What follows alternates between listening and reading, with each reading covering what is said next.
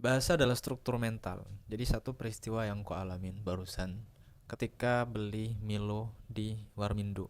Waktu itu kan aku beli Milo di Warmindo tuh. Bilang ke abangnya, "Bang, satu es Milo." Gitu. Abangnya kemudian jawab, "Pakai susu kan, Bang?" Terus aku bingung kan, pakai susu, Milo pakai susu. Ya terserah abang aja deh, biasanya kayak gimana. Aku jawab gitu kan. Soalnya aku juga pernah pesen Milo di situ dan tahu kalau pakai pakai susu putih gitu lah. Terus abangnya tuh tiba-tiba jawab kayak gini, "Iya bang, pakai susu aja biar manis kayak abang." Brengsek.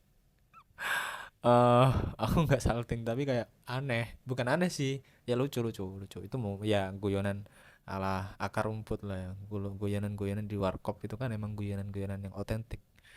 Tapi ada satu yang bisa ditarik dari guyonan tersebut adalah bahwasanya bahasa merupakan struktur mental. Kenapa disebut sebagai struktur mental?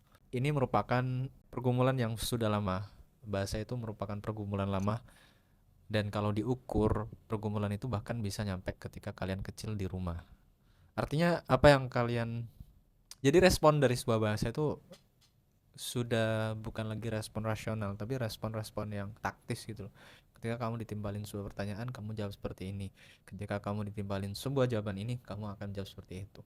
Itu respon taktis yang nggak jarang untuk diucapkan ataupun jarang untuk dikelola secara rasional. Jadi kayak bla bla bla bla gitu.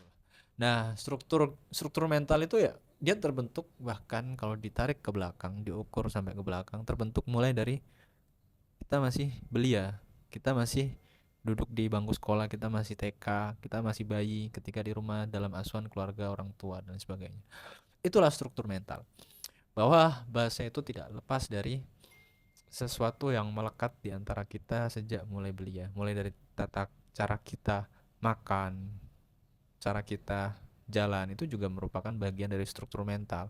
Cara kita makan, cara kita jalan, cara kita berkomunikasi dan menggunakan bahasa apa untuk berkomunikasi dengan orang-orang tertentu itu merupakan struktur mental. Dan cakupan yang lebih besar dari struktur mental itu disebut sebagai habitus, bukan habits ya, habitus. Termasuk apa yang dilakukan oleh Mas-mas Warmindo tadi bisa digolongkan sebagai kekerasan simbolik. Aneh kan? Bukan aneh sih, tapi itu nyata.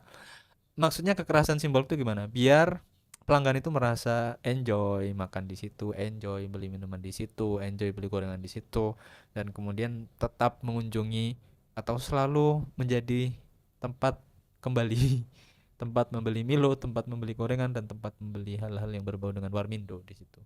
Jadi itu bagian dari kekerasan simbolik dengan tujuan baik, yaitu agar customer dia itu ada mulai setia.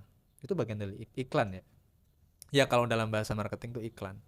Bahas apa ya, cara kita berkomunikasi dengan orang lain, PR ya. Dan hal-hal seperti itu emang ya perlu sih dilakukan oleh mereka yang sedang jualan. Kalau kamu jualan agama, tolong jangan skip video ini.